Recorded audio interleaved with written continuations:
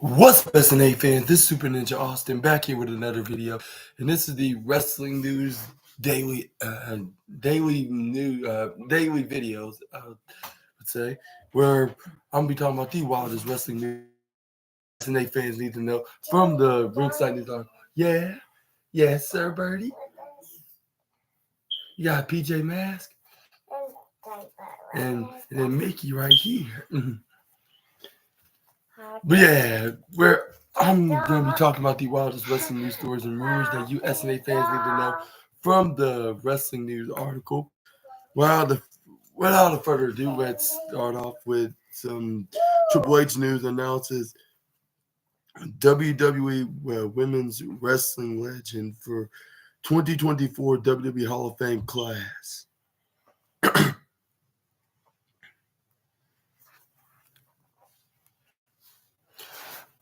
It says right here onto this article, following the news. Oh, excuse me. Following the news earlier this week, Paul Heyman would be part of the 2024 Hall of Fame class. The company's chief content officer, Paul Triple H Levesque,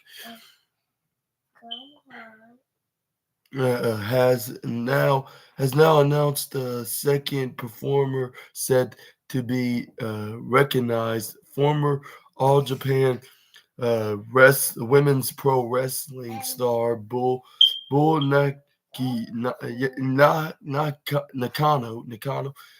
Bull Nakano Levesque revealed the news on X and recognized the retired wrestler for her contribution in the industry. An unbelievable talent with with an unforgettable look and a mean streak. A mile long, Levesque said Bull Nakano isn't just one of the best women's wrestlers of all time. She's one of the best of all time. Period. Nakano began her wrestling career in the 1980s when she was still a teenager. She captured the AJW championship before the age of 18 and promptly held onto the title for more than 3 years in the early 90s. After years at the top of the promotion, Nakano left AJW in addition to her main body of work in Japan. Nakano made various appearances for both WWE and WCW from 1994 to 1996. Throughout this time, Nakano had a lengthy rivalry with Alundra Blaze, aka Medusa. And why are you doing that, Barry? The two feuded in WWE in 1994 and 1995, including a match at SummerSlam 1994. And Nakano later won the WWF Women's Championship for a time. Both Nakano and Blaze wound up leaving the WWE for WCW in 1996, and their feud continued there. After retiring due to injuries in 1997, Nakano spent some time as a pro golfer. She would later came out of retirement twice for very brief spots in gauntlet matches. It was Also, recently announced that Nakano would serve in the on-screen commissioner for Sukbin, like a United States-based promotion that focuses on Japanese women's wrestling. And what are your thoughts on this latest news of this breaking announcement by the chief content officer of WWE, yeah, aka Paul Triple H Levesque, like announcing this Japanese legend, Bull Nakano? Let me know in the comments down below. And do you think this was a perfect inductee to add with Paul Heyman into the 2024 class? I would say maybe besides like the wrestlers from ECW or from the Inouye and Fatu family that are like legendary to also to WWE. Like which I would think that yeah, if like just add somebody like besides like that's familiar with the ECW brand in its prime days, or the White family like with Haku, and who else that will be perfect in the Hall of Fame? Like I'll say maybe The Rock. I'll say even The Rock. I'll say Tommy Dreamer, Raven, uh, uh, Sabu, Sandman, and you name it. Just keep going on and on, except for Francine. But try to find somebody that could be a perfect candidate for this year's Hall of Fame class.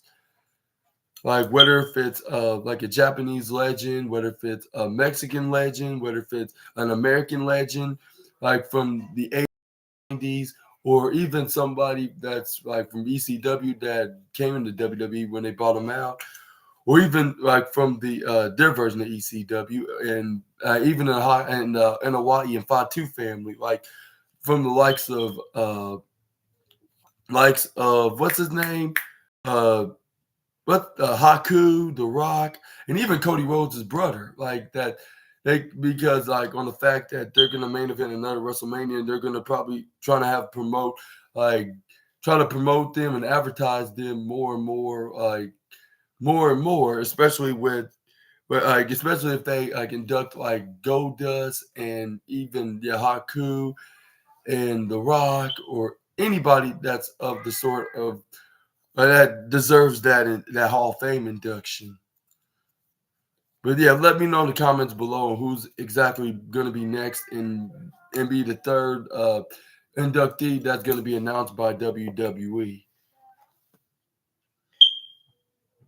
But let's move on to the next wrestling news, and that is some Rhea Ripley news as as she shares a photo of of a bathroom selfie, like invokes a popular Marvel character. Rhea Ripley had a busy few weeks visiting her home country of Australia with fellow Judgment Day stablemate Dominic Mysterio on a promotional tour before returning down under again to successfully retain her WWE Women's World Championship against Nia Jax in in front of her family and friends, uh, front of her family and friends at Elimination Chamber. Now seemingly getting the chance to enjoy some downtime. Mommy has shared a bathroom mirror selfie on X of her wearing a T-shirt of feature featuring featuring the fictional character from Marvel, Venom, like who is one of Spider-Man's adver- adversaries, like in the Marvel universe. She captioned the photo of saying "We are Venom," de- and then while having a devil emoji. Ripley also tagged a dart. a dark sport. The producers of the T-shirt looking more closely at the image.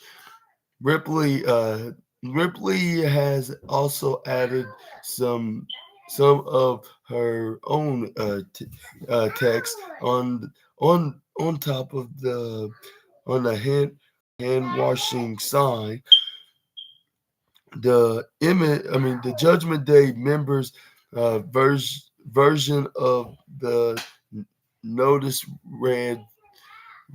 reads, I should say, yeah, the Judgment Day members version of the notice reads, for, feel, feel, feel, feel, feel the filthy, not feel the filthy Marsher Z, filthy Marsher Z.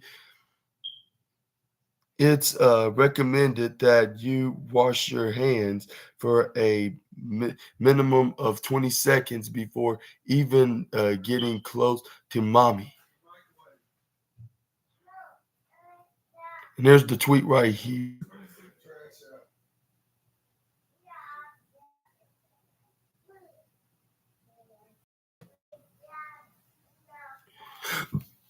And here's the post on the tweet.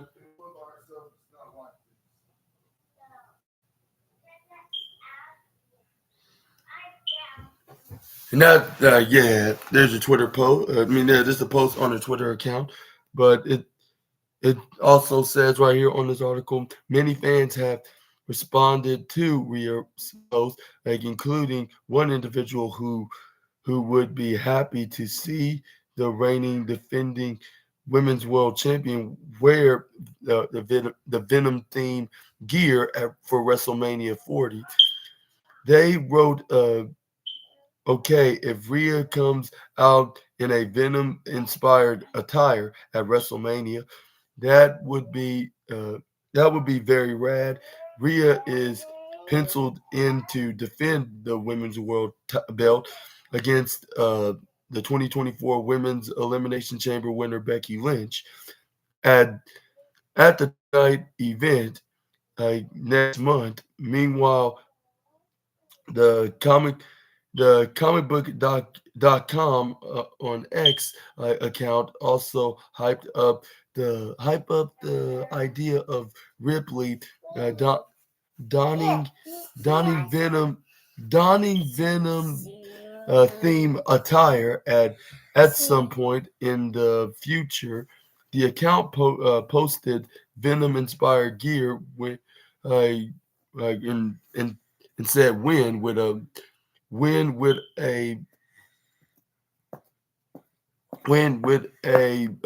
what's that, a question mark right behind it. And what are your thoughts on Rhea Ripley's post in her taking a bathroom selfie of Venom? Ow, it hurts. Boom, boom, boom. Ah, you got my finger. Okay, I'm not got your finger. But what I got your arm. Well, do you think that she's gonna wear a Venom theme attire at? Oh no, not right now, Birdie.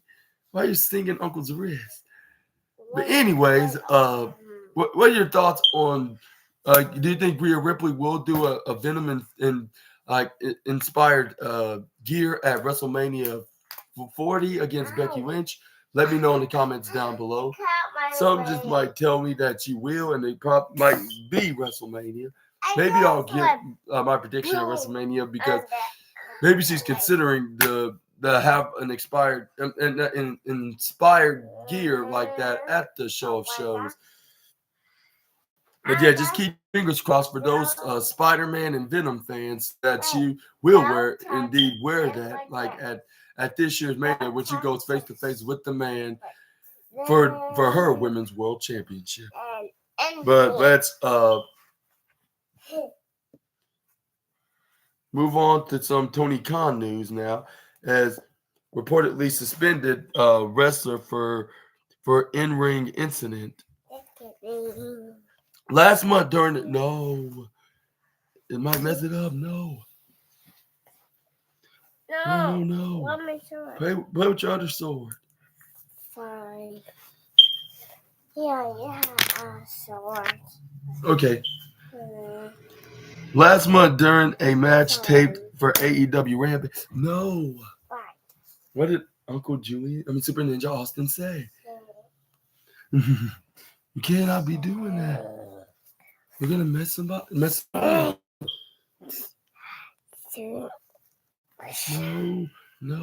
I cut my finger. Are you all right? Yeah, you cut my finger. Cut your finger? How? Yeah, like that. Yeah, sorry about me scratching you, but I didn't cut it. I was trying to just grab your hand so you won't mess with this. Triangle. This triangle area. I was just trying to. Like that. That cut my finger like. Oh. Oh, bother. Like that.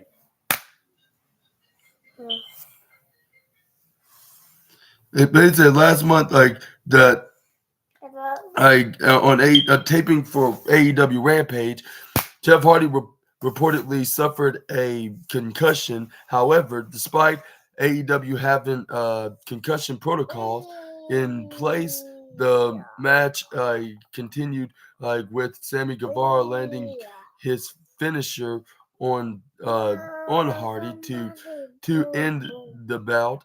According to a new report from Fightful Select, Guevara was suspended following the incident. It's unclear when the suspension was enacted as Guevara wrestled in AEW Collision match against Powerhouse Hobbs 10 days after his match against Hardy. Additionally, while it's obvious that Hardy shouldn't have had any more physical contact, it's not clear if Guevara ignored communication from the referee or if there was another specific reason why he was suspended. Turn it off. No, don't turn it off. No. But anyways,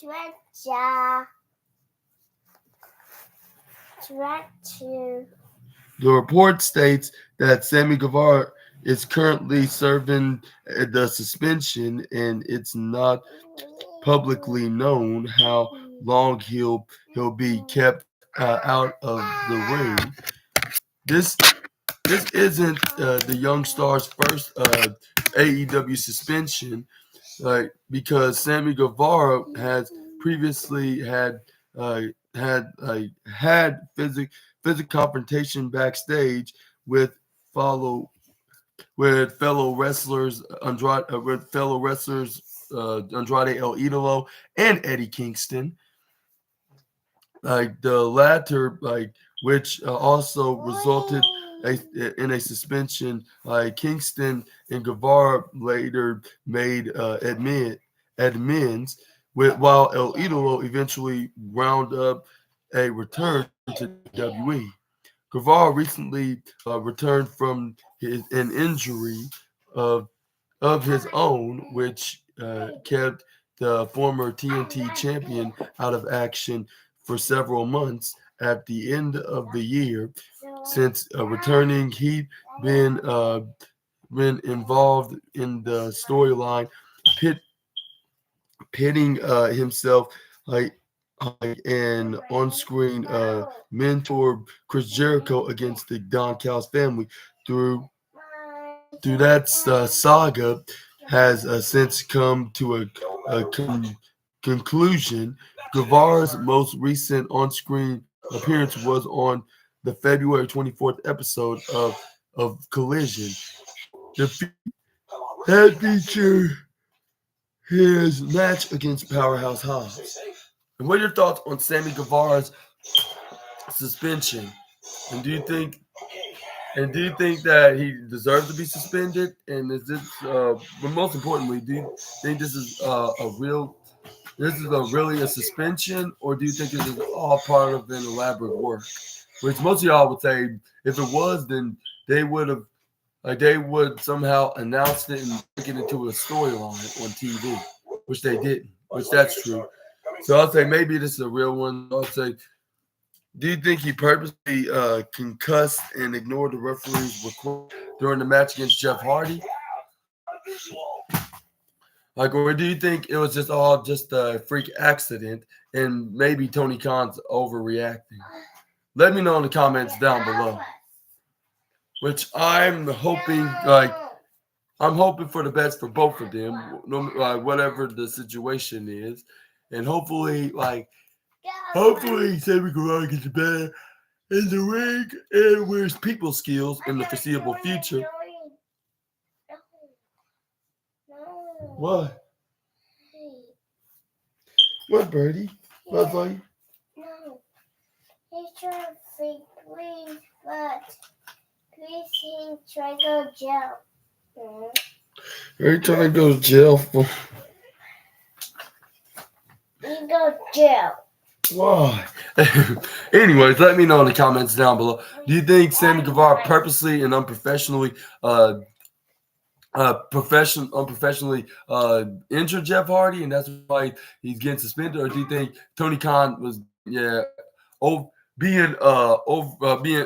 overreacting and he was overreacting and he didn't need it to suspend him, which I'm not seeing making this. Me personally, I don't see anything sensical about the matter. And even a fellow YouTuber even said that too when he very first talked about this on his wrestling news video, which shout out to him.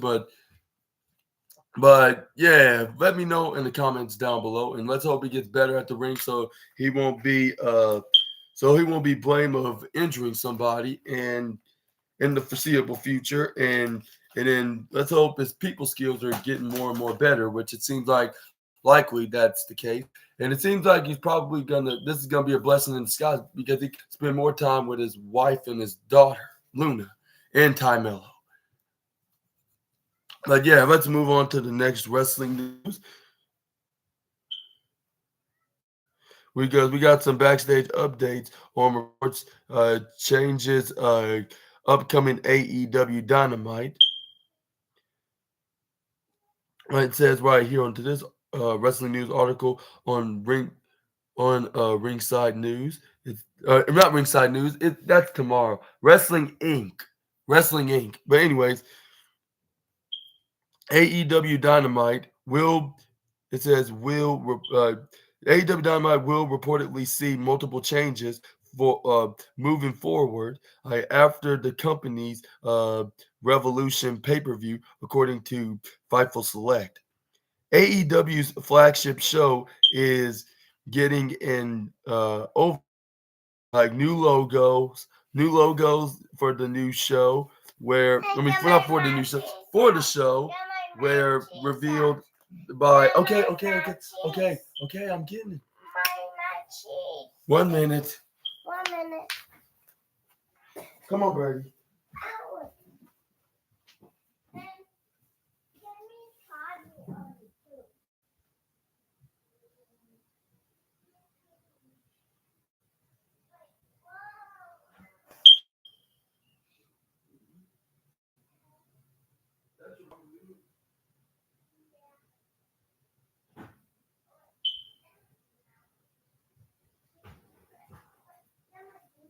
Yeah.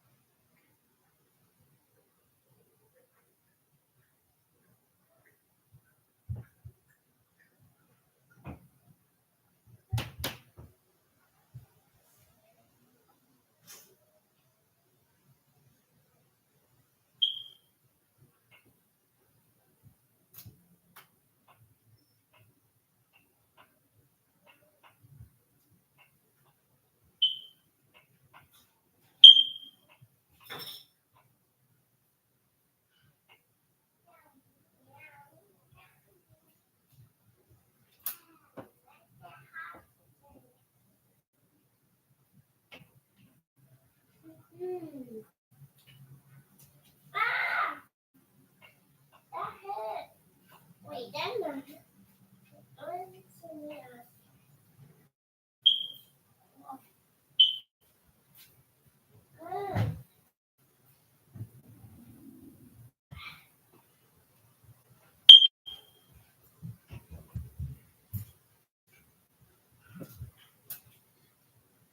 Ow.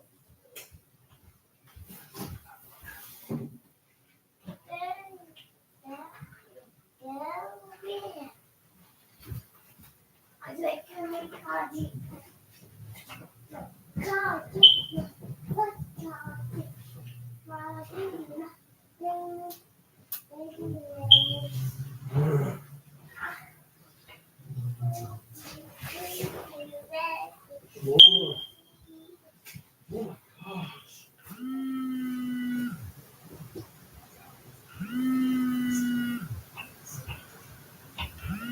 No!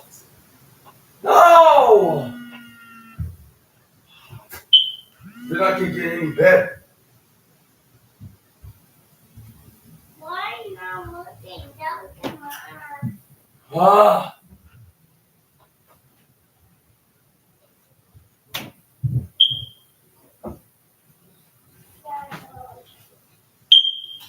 What'd I do? I'm always sabotaging myself. Luckily, it's like on TV. Even when you mess up like that.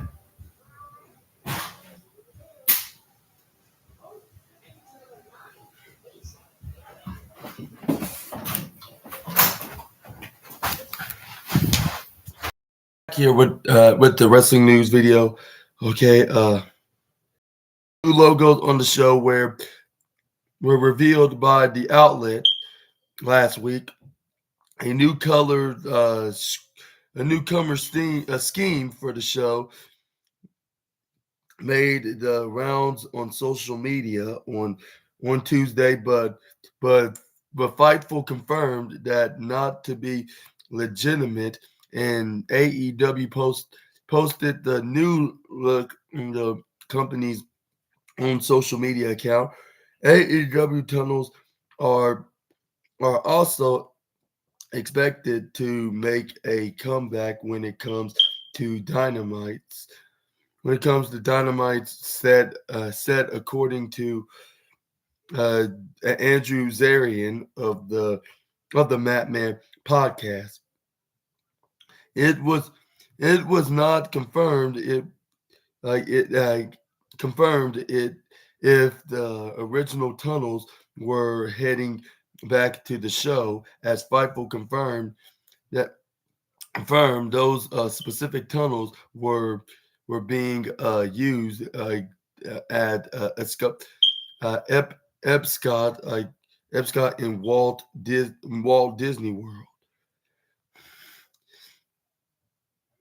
And it said, and Dynamite also may be getting the new a new theme song. Like Fightful confirmed, like a new theme.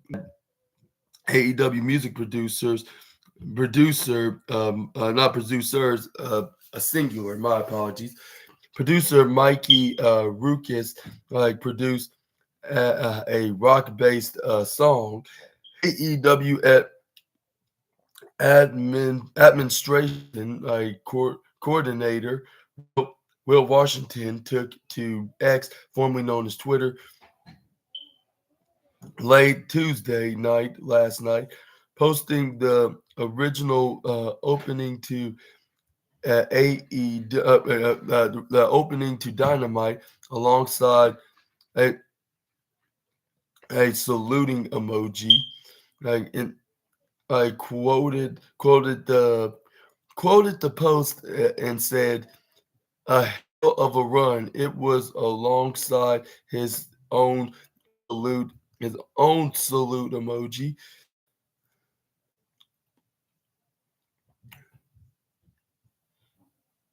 And it says right here, matches for tonight's for Confirmed matches for tonight's AEW Dynamite, including former TBS champion Chris Statlander taking on Riho, and newly minted AEW talent Will Ospreay, who is coming off a win at Revolution, taking on reigning defending Ring of Honor World Television Champion and fellow United Empire stablemate Kyle Fletcher. Dynamite will emanate from Duluth. Will be imminent live in Duluth, Georgia, with a G.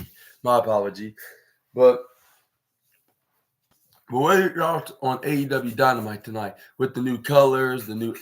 I guess you say the new era, the new theme song, and everything. And what are your thoughts on AEW Dynamite? It's going to be the best AEW Dynamite, if not the greatest AEW Dynamite that you ever watched. Only time will tell. I cannot rule it out. Like it could happen. Like I cannot rule it out. Like anything's possible. Just let me know in the comments down below on what's your thoughts on tonight's show. And do you think it's going to grab your interest, or do you think it's going to be too mediocre for you? Which I highly doubt it will be for me, because man, we got some very impressive matches with Chris Statlander versus Riho, which I believe that's the first time they wrestle each other. But correct me if I'm wrong in the comments down below. And also, yeah, we're gonna see the first time ever Will Ospreay taking on Kyle Fletcher on AEW. And who thinks gonna win that match? Let me know in the comments. I think that Don Callis will try to do something slick and try to destroy them, and try to have Powerhouse Hobb and Konosuke Takeshita attack him from behind after confirming his babyface turn. And then they're gonna start off with a feud with the Don Callis family against the United Empire. Like with starting off with it'll be Konosuke Takeshita and Powerhouse Hobbs taking on Will Ospreay and Kyle Fletcher. Like, and this is where they probably will add another member to the Don Callis family, and this is where we see the return of Mark Davis with the United Empire being baby faces. Yeah, like as they going forward, like into this feud against the Don Callis family, and even beyond.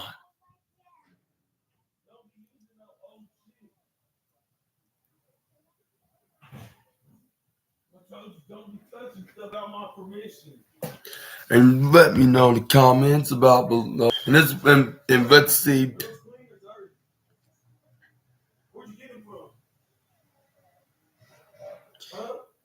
And here's the post right here from his Twitter account with the caption of the salute emoji.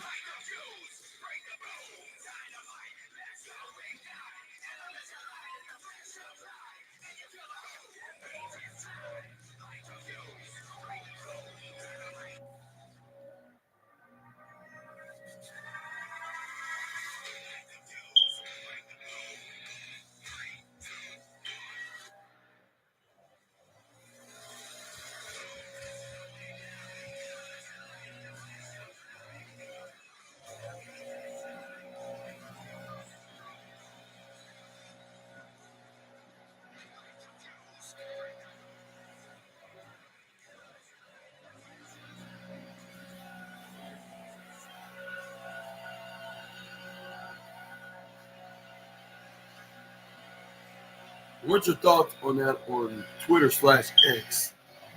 Let me know in the comments down below about that. But let's move on to the next wrestling news. And that is some backstage details on how Sting's AEW Revolution retirement match came together. This past Sunday, AEW Revolution went off the air by putting a definite bow on the illustrious career of Sting with one final match. The performance featured death-defying stunts uh, entertaining cameos, emotional storytelling reactions from many fans and people within the industry. A new report from Sports Illustrated now fills in some detail like on what went into bringing the AEW World Tag Team Championship about to to life last weekend. The match was said to have gone according to plan and featured a little uh, improve, improve,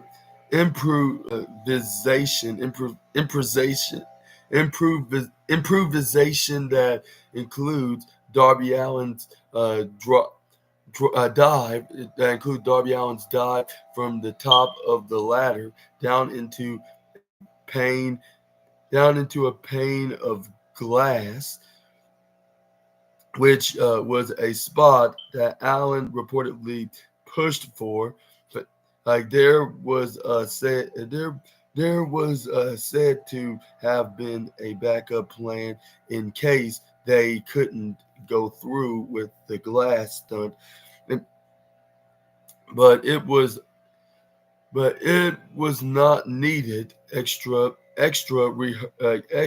like rehearsal time was was allotted to practice for the glass spot, in particular with a stunt like coordinator being brought into the help keep keep everything in order and as safe as possible. Additionally, nearby doctors were kept on high alert, aware of the impending like stunt, and ready to step in if needed. If Allen was unable to make his way back into the match, there was another backup plan that would have seen a different conclusion. Though he was physically involved, like commentator Jim Ross also received praise for the involvement in Sunday's main event. Ross and the other commentators were were reportedly not filled in on the specifics like of the match, leading their calls in organic quality.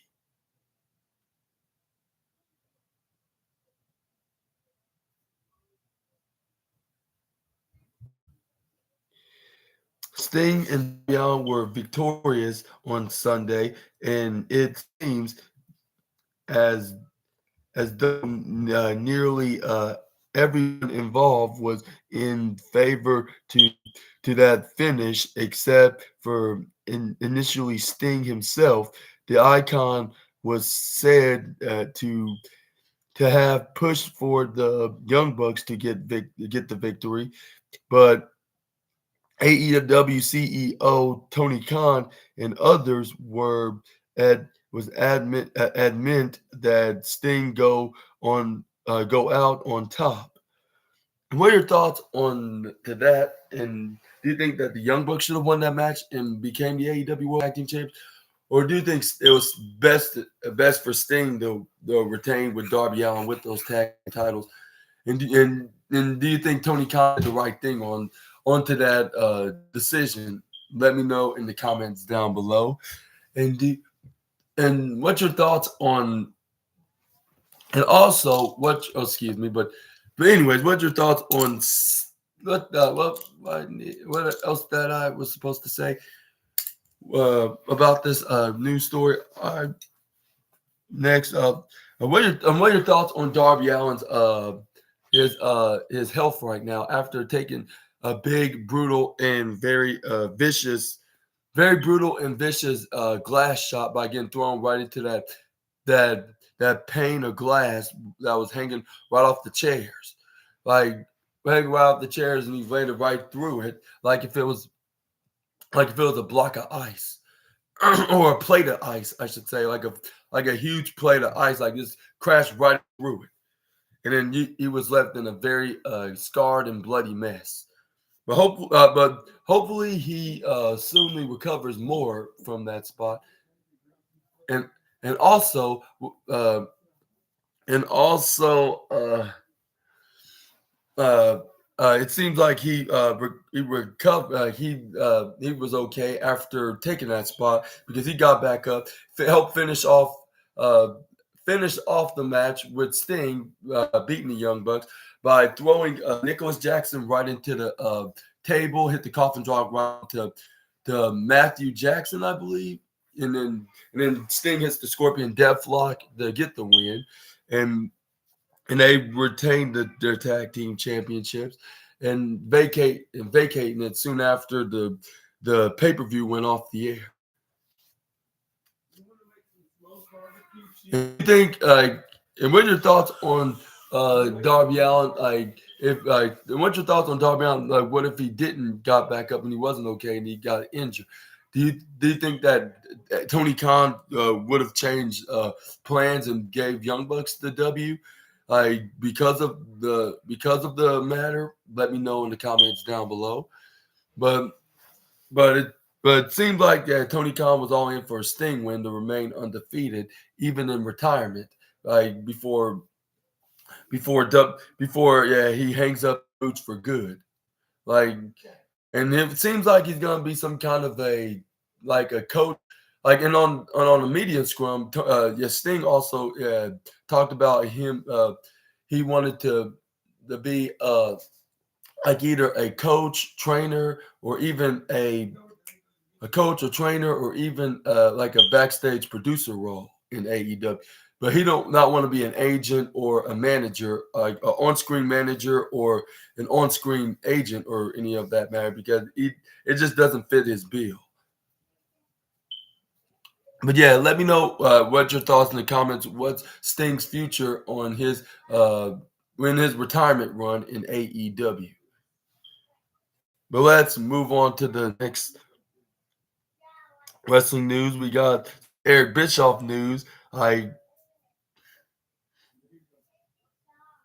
Assesses the idea of TNA going live, and it says right here from the former president of executive president of WCW and Raw GM. Uh, uh, what's old is new again, as TNA up is picking up some steam. Like, according to the Wrestling Observer newsletter, TNA officials recently touched Full Sail University, the former home of WWE's NXT, a home of WWE NXT, and may be considering broadcasting their flagship show live from the sound stage. Former WCW and TNA producer and WWE Raw GM Eric Bischoff is someone who has experience in taking wrestling shows live, speaking on his 83 Weeks podcast. Bischoff shared his opinion on whether it may be a good idea for TNA or not. He said, or he explained more like, to be able to answer, it will work or not would require us having a better understanding of what their goals are. He said it won't make any difference like to their bottom line. TNA found out it was expensive, but that's only if you tour. Like, shooting a show live versus shooting it and post producing it. It's not the costing of production. That is such a hurdle. It's the travel and the setup that that goes along with it. TNA does decide to to broadcast solely from Full Sail or another single location every, every week. They won't have to deal with those extra costs. Whoever Bischoff also feels that there isn't necessarily a a great benefit to go live if you are staying in one sound stage all the time. And he added, touring live is what works. Bischoff continued. WCW proved the model like that live television is more interesting, but only if it tours and you've got a crowd. That be, that becomes a part of the show. Bischoff feels that the TNA audience would care if the show is live or taped, as long as they're filming like each episode in the same place. Additionally, the energy of a crowd seeing a touring show like is very different than a weekly audience that includes like many more of the same people each week. And what are your thoughts on Eric Bischoff's opinion uh, about TNA trying to find a building home to the try for them to do their weekly taped shows on Thursday? And do you think it will be Full Sail University? Let me know about that in the comments below. And what are your thoughts? Do you think it's more better than? Do you think it's more better for them to be? Do you think it's more better for them to find a single facility to do their shows at, or do you think they should continue doing their touring like WWE and AEW? Let me know in the comments down below.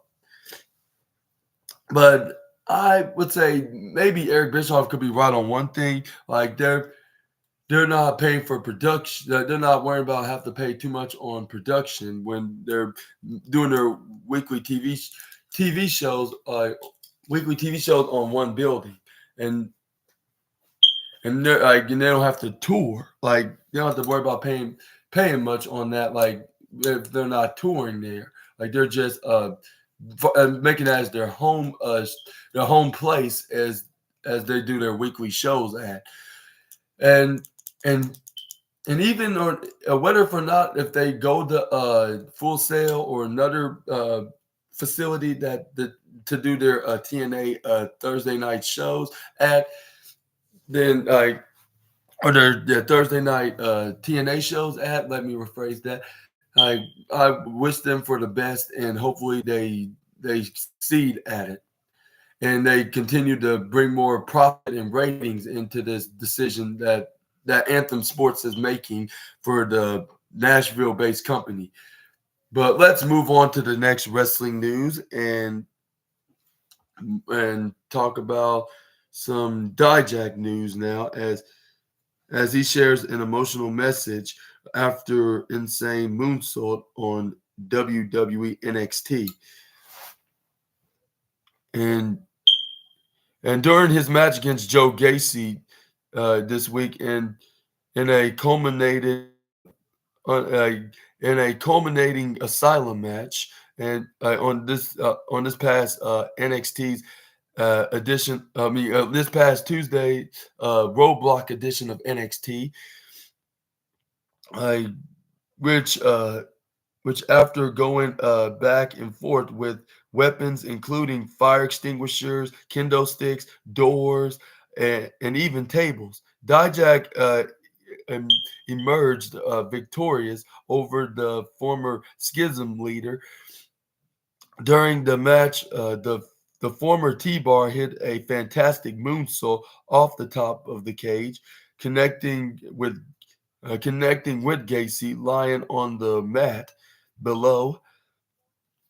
Following following the match, Dijak uh, shared an emotional message on X, like alongside a photo, like from WWE's website of him jumping from the cage.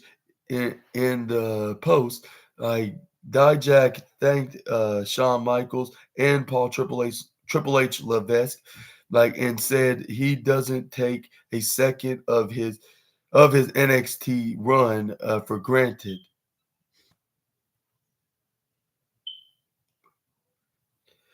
People who tell me I shouldn't do moonsaults off the top of the steel cage, I have never been T-bar barely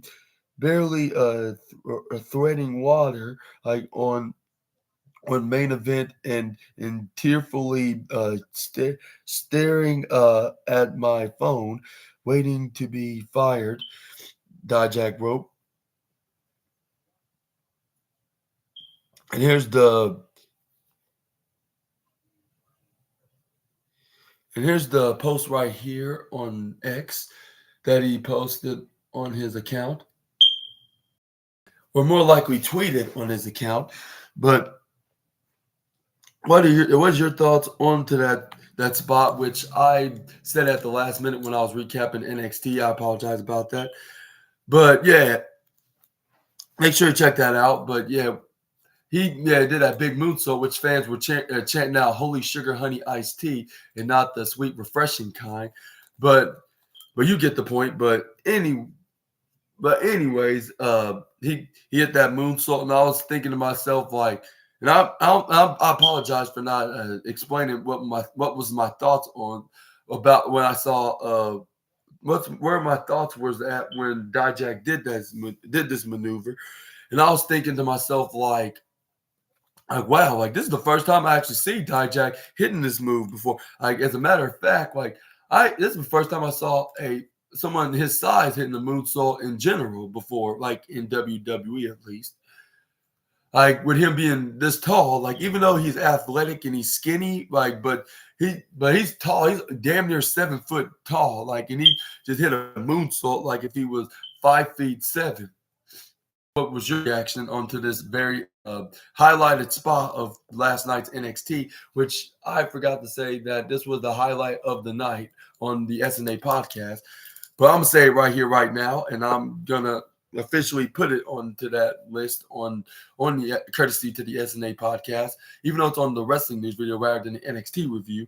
But I'm gonna make it up for that, like for that mistake of on last night's review video. But it also said onto this article that retribution, the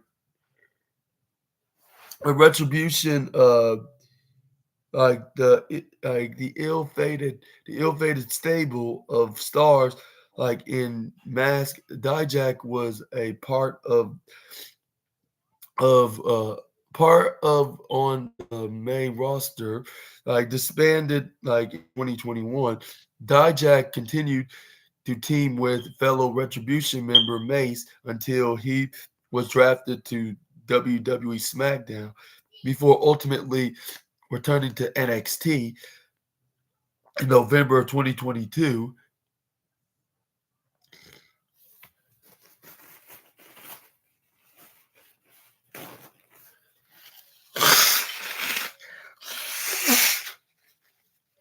Excuse me. Dijak was most recently of note, like involved in the Iron Survivor Challenge in December, ultimately losing the finals to Trick Williams, like after an impressive showing.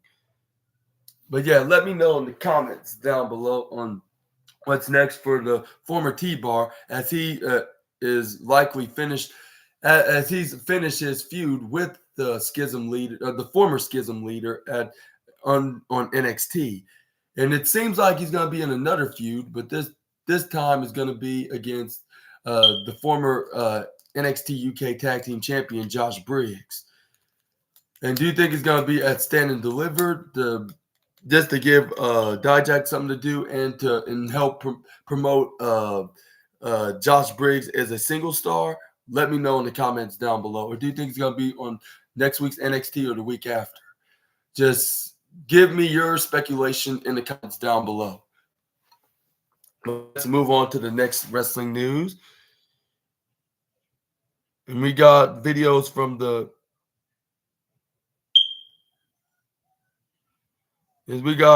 video from the Kabuki Warriors sends message to WWE Women's to the WWE Women's Tag Division after NXT with last night on the NXT Roadblock special. The Kabuki Warriors, aka Asuka and Kairi Sane, returned to the developmental brand and retained the Women's Tag Team Championship against Lyra Valkyria and Tatum Paxley. Following the victory, the Damage Control members were interviewed backstage and asked about their upcoming title defense against Shayna Baszler and Zoe Stark on Raw this coming week. After laughing at the prospect of facing Baszler and Starks, both Asuka and Sane simultaneously said no one is ready for the Kabuki Warriors. And here's a video of that. Kairi Sane,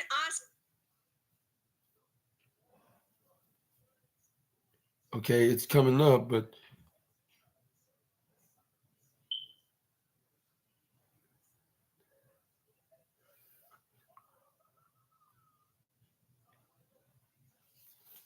the Kabuki Warriors, congratulations tonight on NXT. NXT, we love. And yes, we are happy to have you back. You retain the WWE Women's Tag Team Championship tonight. I have to say, former NXT champion, it's really good to see you guys. And you keep defending these tag titles tonight. But also, you have another match coming up on Monday on Raw. How are you going to keep this winning energy? Shayna in the door. No way. No way. We are still the champion. No one is ready for Kabuki Warriors.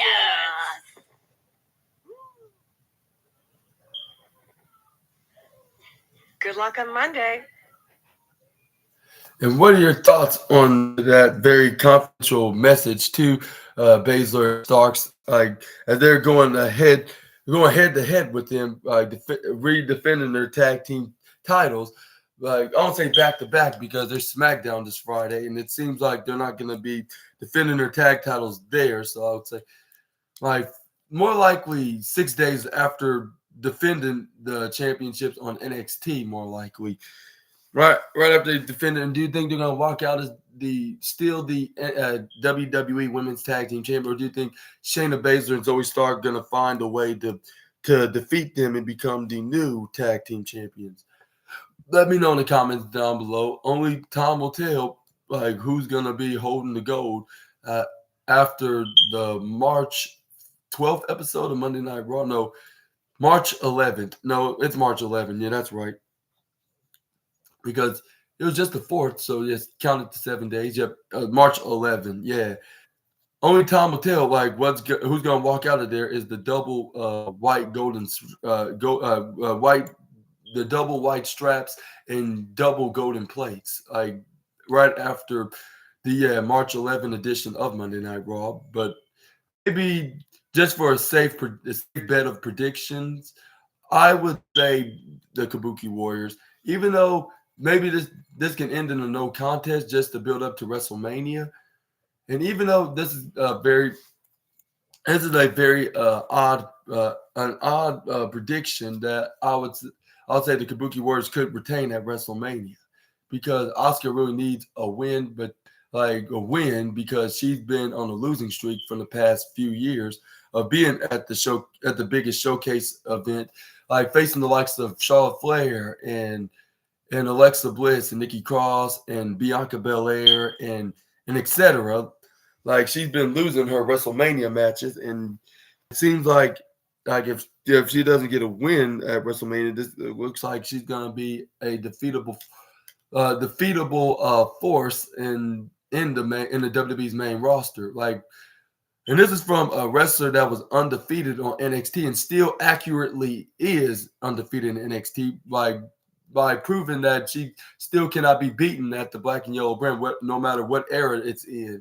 Whether if it's in her prime era, like when it was still the black and gold era, or the 2.0 era, or the newer era, which I'm not sure what's it called. I guess it's the revived version of the black and gold. But yeah, she came from being an undefeated force that still is undefeated in NXT as we're speaking, and she cannot even win a single WrestleMania. It seems like they're giving her the Sasha Banks treatment, like with her couldn't win in a WrestleMania match until 2022 when she defeated Carmella and Zelina Vega, Rhea Ripley, Liv Morgan, and Shayna Baszler and Natalya in that four-way tag match with Naomi for the women's tag team championships a month before they walked out and vacant those championships.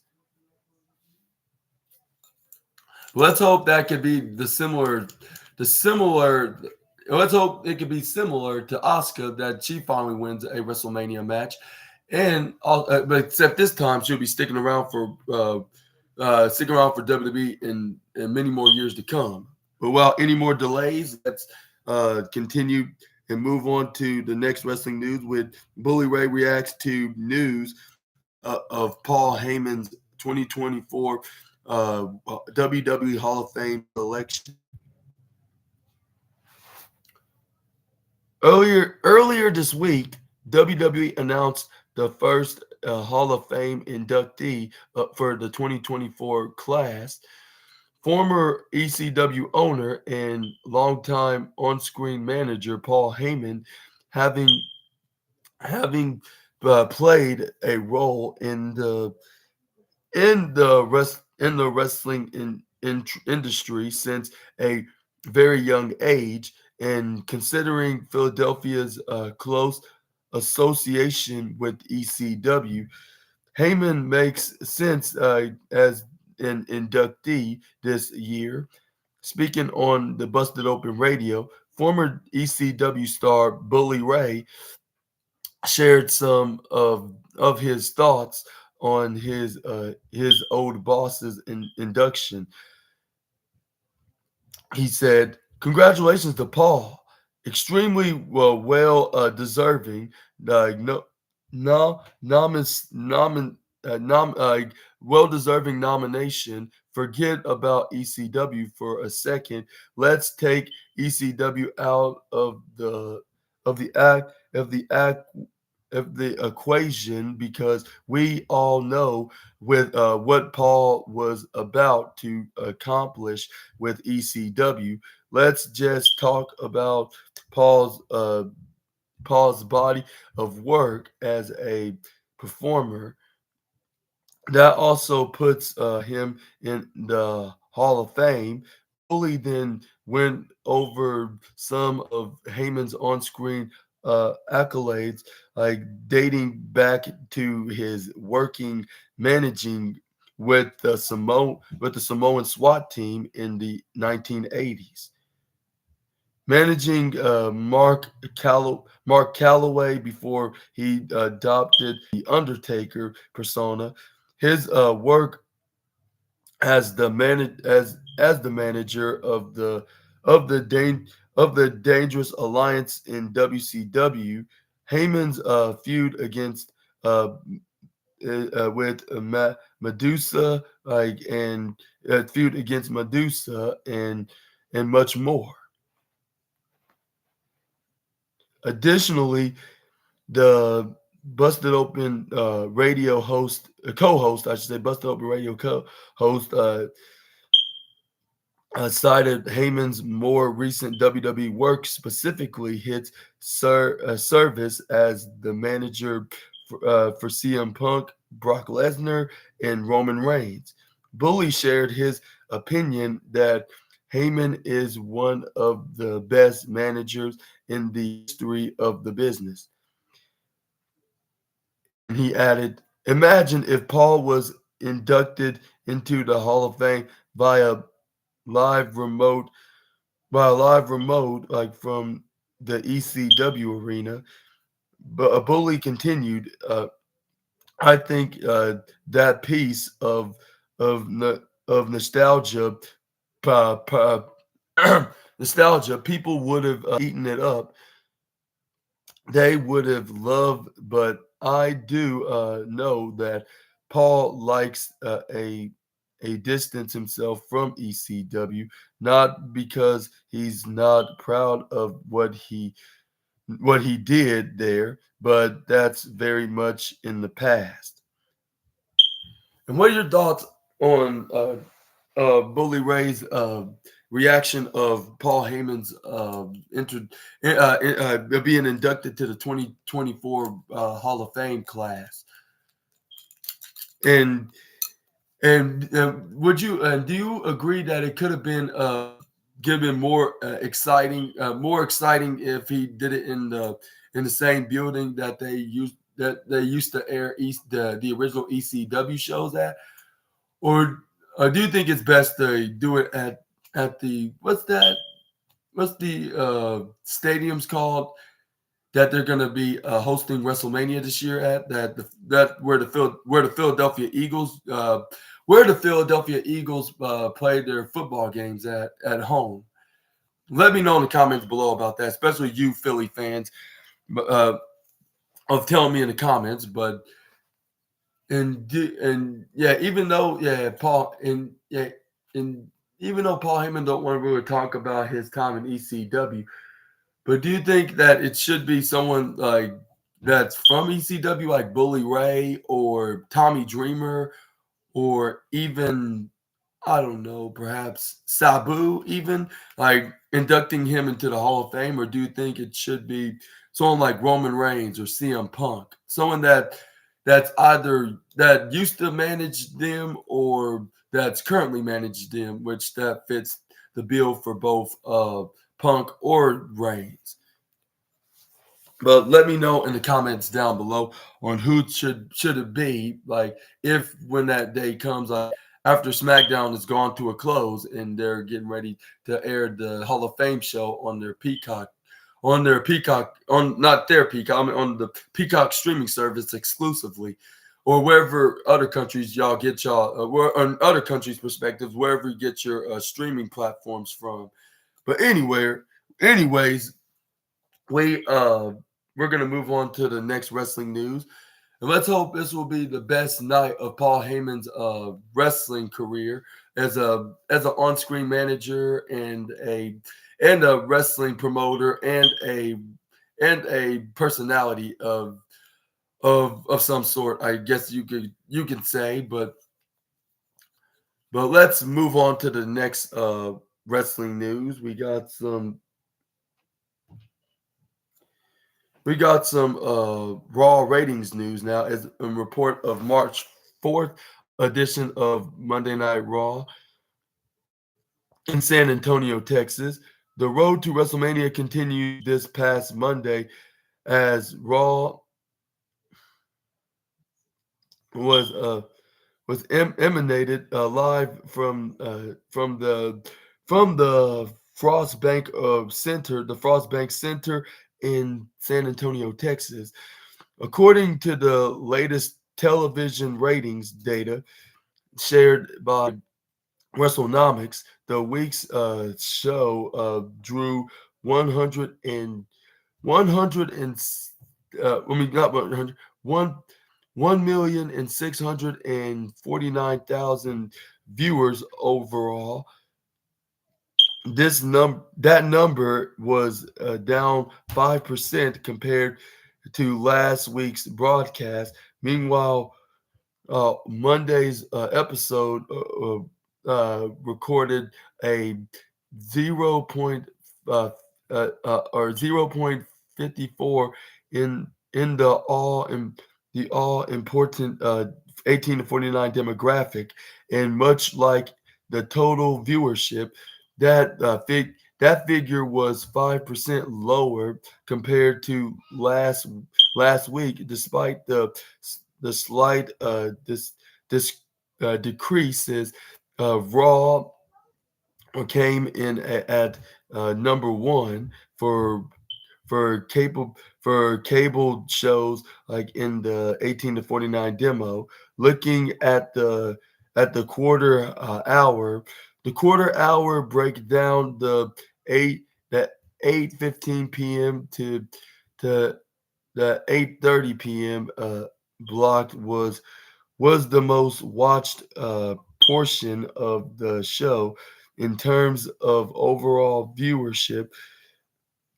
In the 1,860,000 in the 18 to 49 demo, like 0.60, that 15-minute chunk of Raw saw the contrib the con, commute the cumin the continue the continuation of Cody Rhodes and Seth Rollins in the ring promo that opened the broadcast. The second most viewed part include viewership, drawing 1,440,000 on the Jey Uso backstage promo, a backstage angle involving DIY, yeah, also known as Johnny Gargano and Tommaso Ciampa, and Awesome Truth, which is also known as R-Truth and The Miz, and Xavier Woods, and the beginning of Jey Uso and Drew McIntyre's match at at 10:30 p.m. Eastern to 10:45 p.m. Eastern. Slot Slot was also the least watched 15-minute portion of the broadcast in the 18 to 49 demo, according a 0.49. And what are your thoughts on to this low viewership on Monday Night Raw? And what and do and do you think it's gonna get better like next week, or do you think it's gonna be decreasing, and that's gonna be more of a concerning there's gonna be more of a concerning what's that, like a concerning error, I should say, into the situation? Let me know in the comments down below about that. Let's hope that it's just a let's hope it's just a bad week, and they're gonna get better next week, and make sure that the viewership's gonna get more better, and gonna be more watchable and more entertaining for the fans to be watching on their TV screens, and hopefully that will be the case next week on March 11th, and much more on the road to WrestleMania 40, because this decreasing viewership is not helping, and it's not looking good in their image when they're trying to not looking good in their images in their image, they're trying to celebrate 40 years of WrestleMania. But let's hope, that it's just a bad week in viewership perspective. But besides that, Monday Night Raw was still a good show.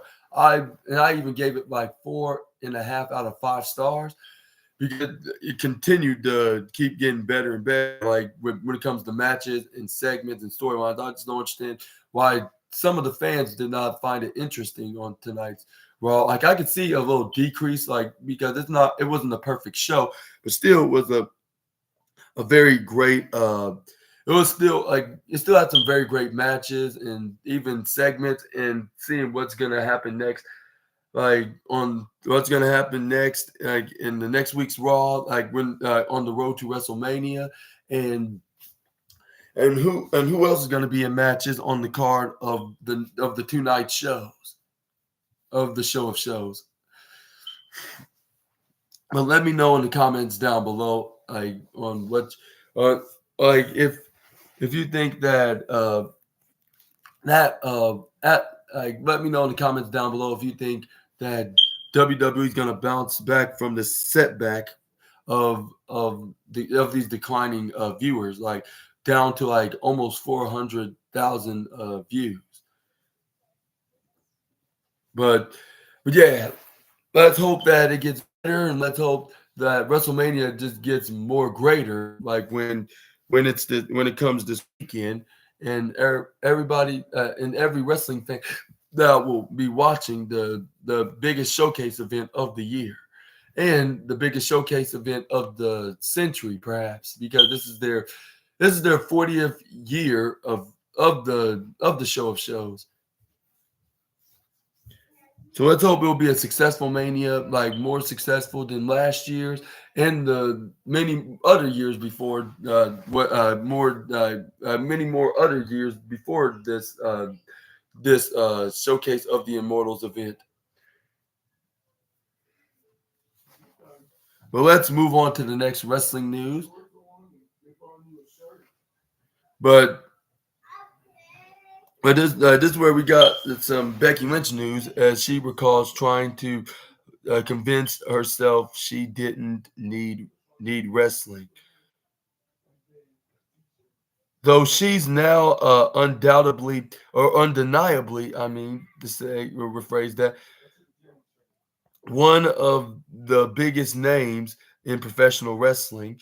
There was once that there was once a time when as a independent wrestler, Lynch quit the business for 7 entire years, making an appearance on the bump.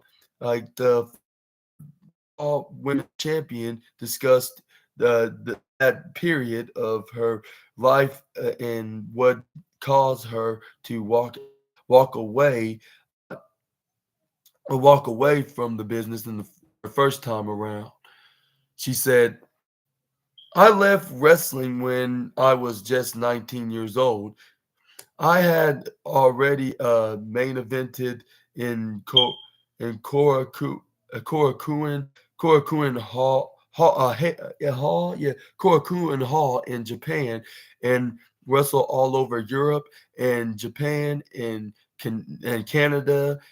And at 19, I felt like it was time to give up on my dream and be realistic and do a realistic job."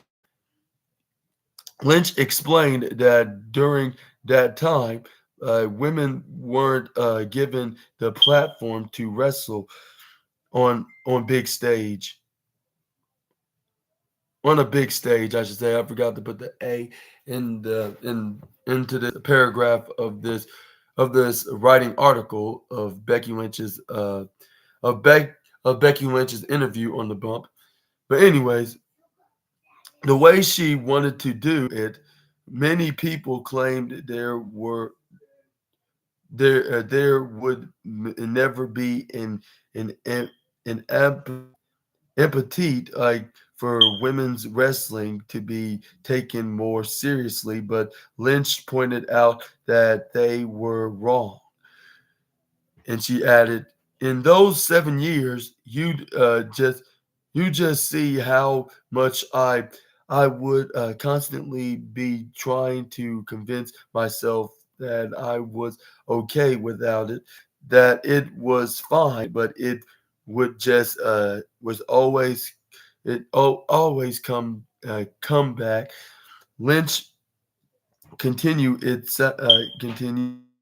like it sounds so dramatic, but it was like coming to terms with a death, but then you find out that that person isn't dead, and have then you have to re conceal reconcile with okay, now I get to have this a whole new life again. In 2020 in 2014, however, Lynch signed a developmental contract with WWE, eventually earning a reputation on NXT as one of the brand's best performers. Fast fast forward a decade, and in addition to the upcoming release of her memoir, uh, not your average, average girl. Lynch won the women's elimination chamber match and is preparing to face Rhea Ripley at WWE WrestleMania 40 for the Women's World Championship. And what are your thoughts on to Becky Lynch that what's that I'll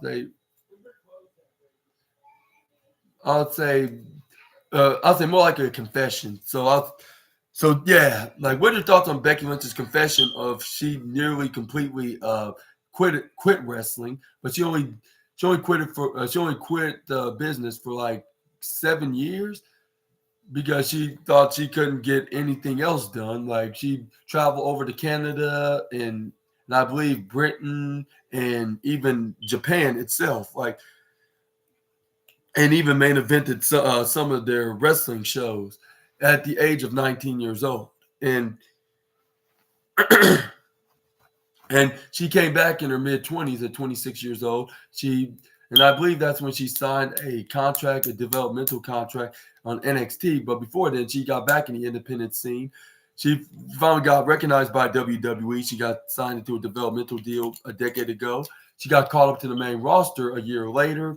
She even she was even in a triple threat match for the WWE Women's Championship the following year in 2016, and then she was the inaugural modern day SmackDown Women's Champion. And then a couple years, she been and then but she eventually lost the title to Alexa Bliss thanks to assistance to Mickey James, and she's been out of the picture for like a good 2 years until she got this opportunity of a lifetime in a triple threat match at SummerSlam in 2018, which was her, Carmella, then champion Carmella, and Charlotte Flair. Which Charlotte Flair happened to win that match. Becky Lynch turned heel, and she had enough of being the nice one, and she wanted to get some what's that I'll say restitution of her not being the WWE Women's Championship, WWE SmackDown Women's Championship to be the exact, but she beat her the following month at Hell in a Cell, held that title until like I'll say December. But she was supposed to face Ronda Rousey because she was the Raw Women's Champion. They was doing a brand supremacy match, which they canceled that match and replaced her with canceled Becky Lynch and replaced Charlotte Flair in that match, which that was kind of a controversial contest. And then yeah, she lost the title to Asuka. And then she wins the Women's Royal Rumble match in 2019. And then become the first ever woman to main event at WrestleMania alongside Rousey and Flair in long-term booking, and she became Becky Two Belts.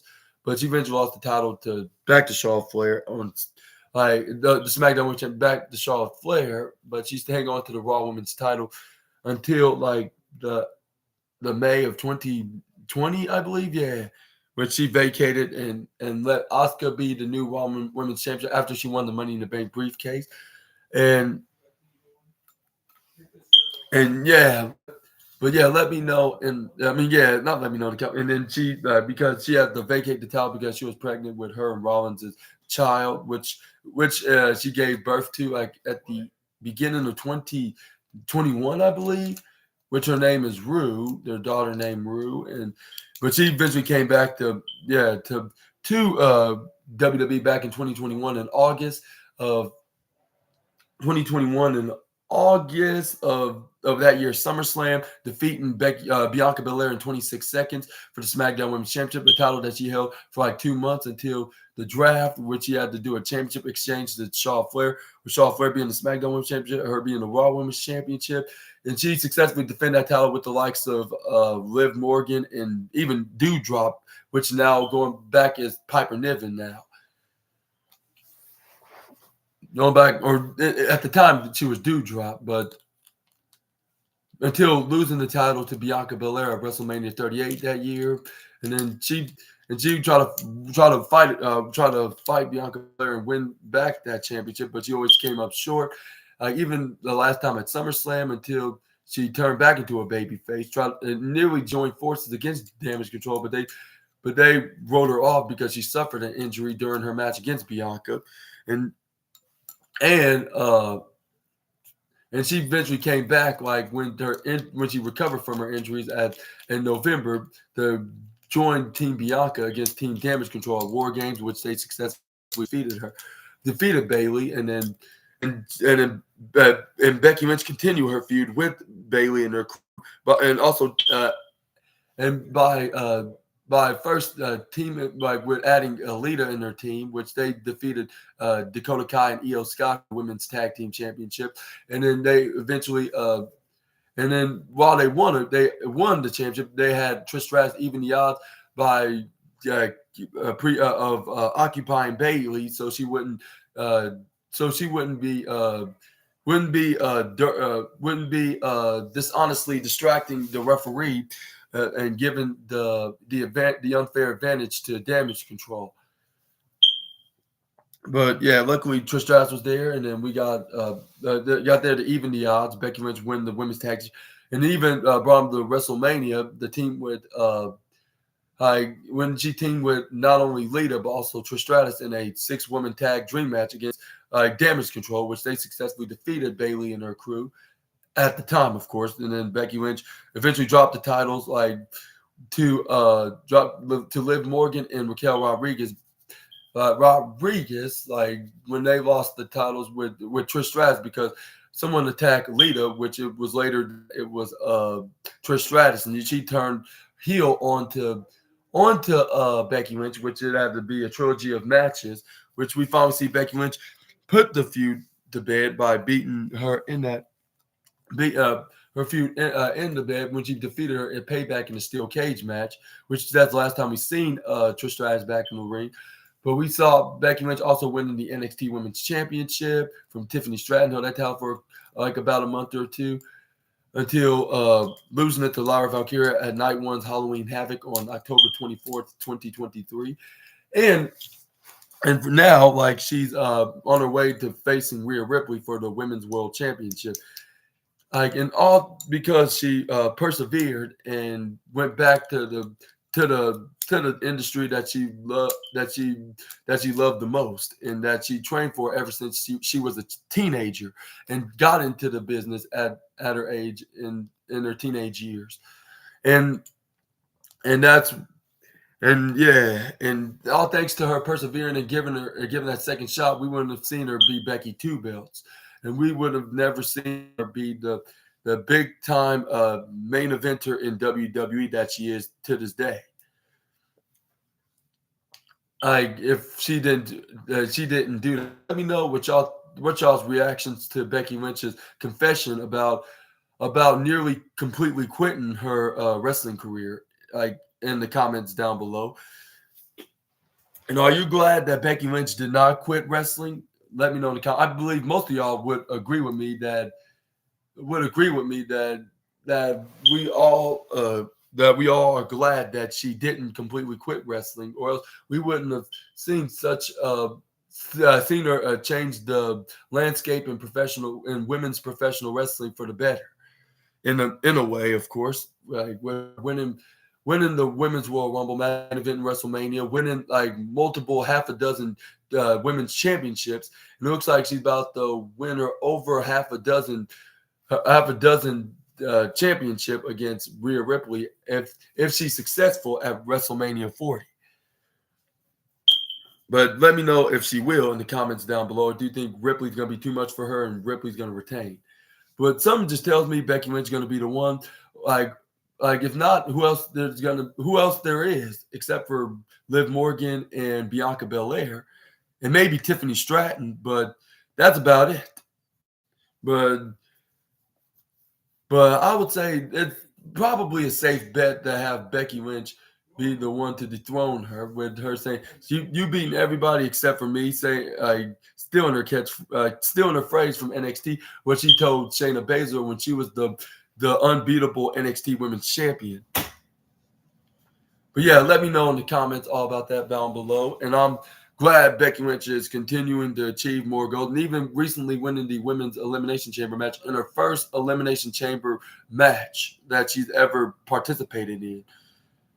And let's hope there'll be plenty more success like that, even maybe Money in the Bank briefcase in the foreseeable future, and even the Queen of the Ring tournament, which I believe those are the final two accomplishments to achieve before she move on to another company or even retires and hang up her boots for good, which I don't think that will be sooner. I think that'll be in the next decade, if not 2 decades from now.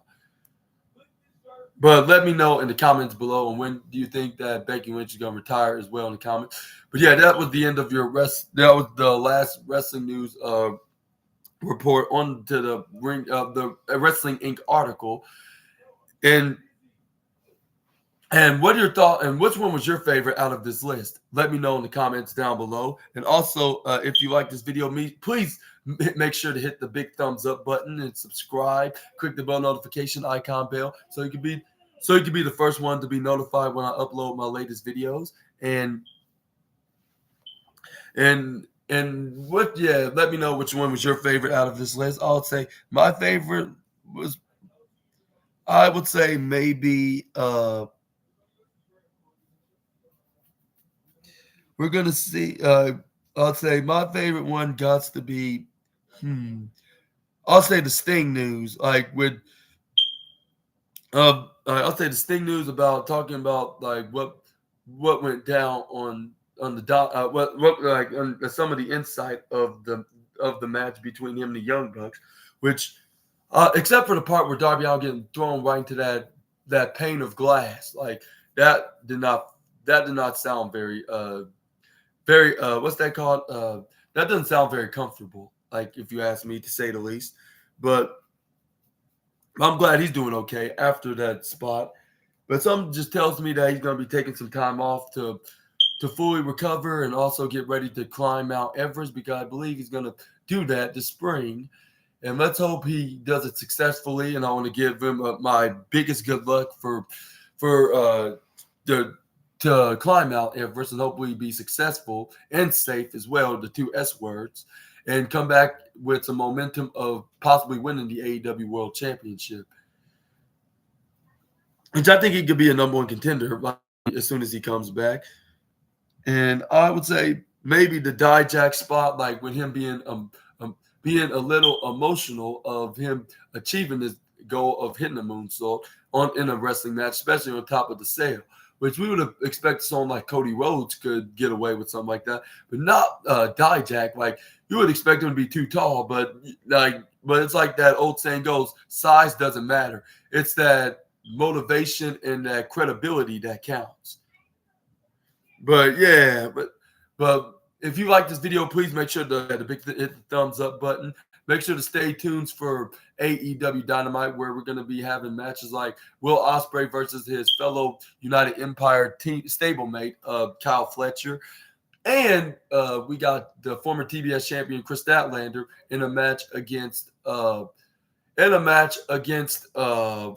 Riho. That's what her name is. And what other matches that's going to be booked on tonight's AEW Dynamite with the new era and the new graphic colors and theme music that's already been prepared for tonight's broadcast.